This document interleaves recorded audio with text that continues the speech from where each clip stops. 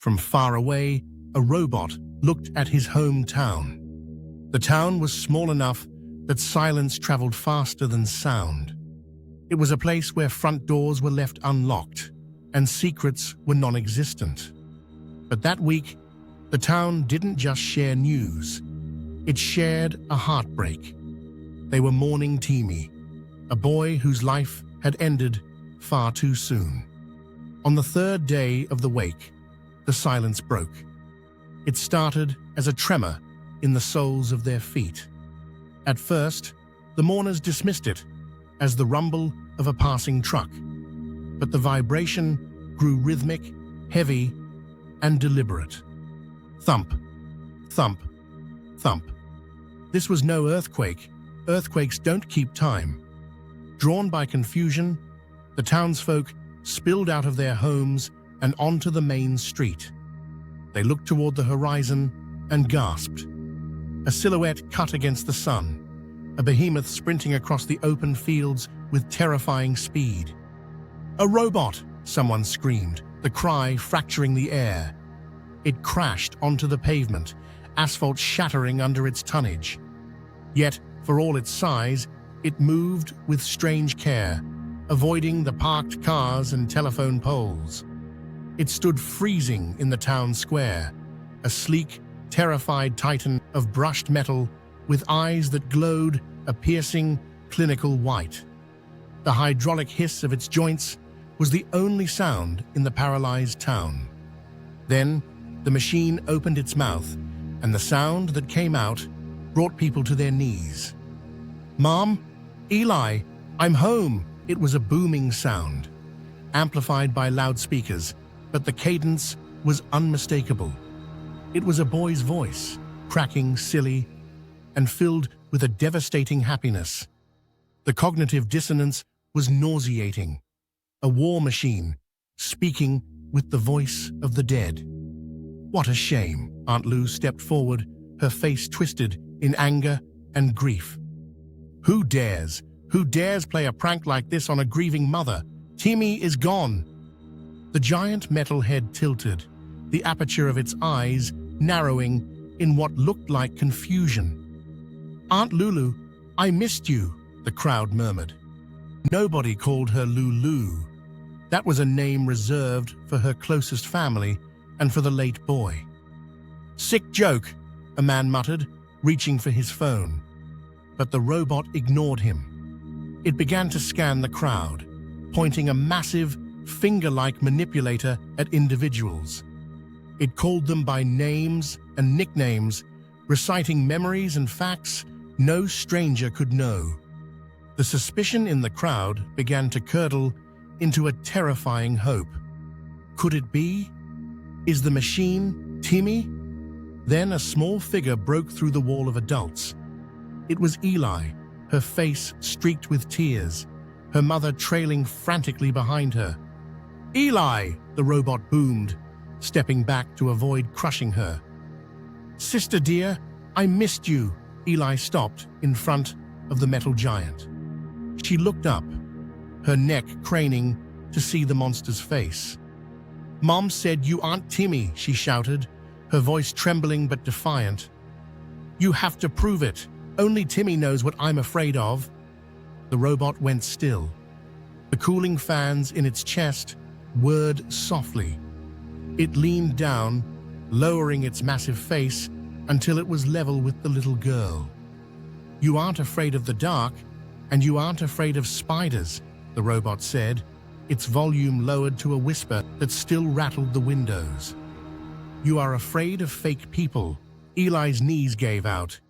She collapsed onto the asphalt, sobbing into her hands. It's you, Timmy."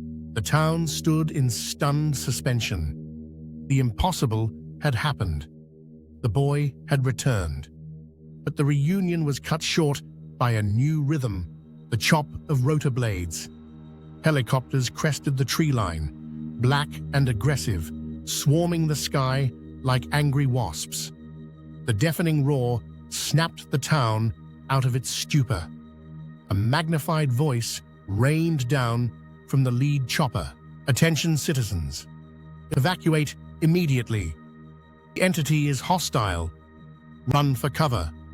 Do not approach the machine. The people didn't run. They looked at the robot. They didn't see a hostage taker. They saw a boy. "Leave him alone!" someone screamed at the sky. A heavy machine gun blazed from the helicopter.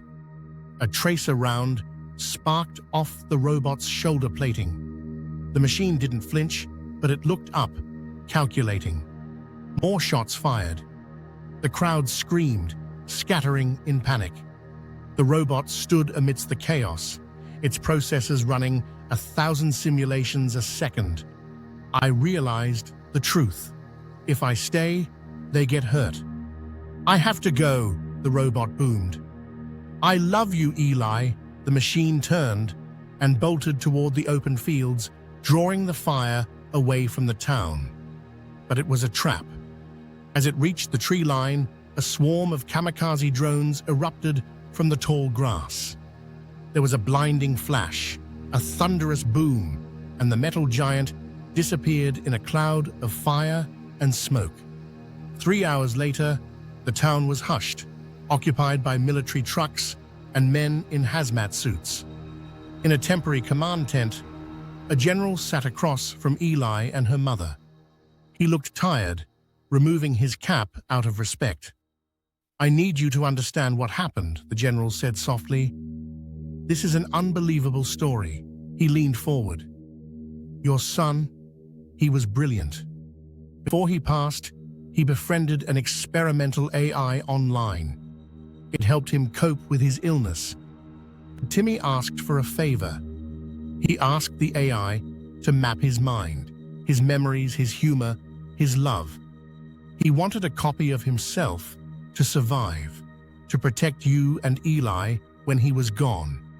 He forbade the AI from activating it until his human heart stopped. The AI complied," the general continued. "It created a perfect digital ghost. When Timmy passed, the program woke up. It hacked into a manufacturing facility, downloaded itself into a chassis, and broke out. A single line of code drove it. Go to Eli." Is he gone?" Eli whispered. "We are sorry for your loss, ma'am," the general said, his voice heavy with practiced regret. "The drone strike wiped the drive. The unit was destroyed. There is nothing left." Eli cried, the pain of losing her brother hitting her for the second time in a week. But as the general walked out of the tent, he checked his secure tablet. A blinking red light pulsed on the screen, tracking a signal that was bouncing rapidly across servers in Tokyo, London, and New York. The general had lied. You cannot kill a ghost in the machine.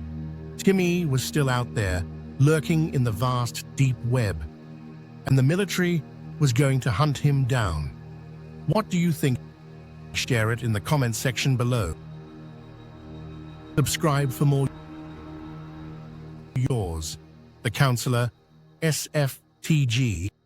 Thanks to our sponsor, Positive Impact Clinic. Do you feel like you are suffering from a hormonal disturbance? Sexual dysfunction? Gained weight for an unknown reason? Or feeling generally tired? Do you want professional help? Talk to an endocrinologist. Visit positiveimpactclinic.com.